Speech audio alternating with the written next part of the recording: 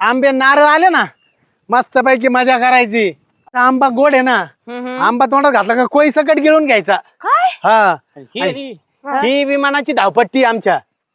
असंही मन निघलं ना सून थेट ते गेटच्या बाहेर जातोय. हा इथून ही धावपट्टी आहे त्याची. ही धावपट्टी तुम्हाला मी म्हणलं नाही का इथून आता? कस काय पळण पण त्याला हायवे डांबरी लागतो. अजून करायचं काम चालू आहे. तुम्हाला इमानात बसला असतं पण ते फिटर कडे नीट करायला टाकलेलं आहे.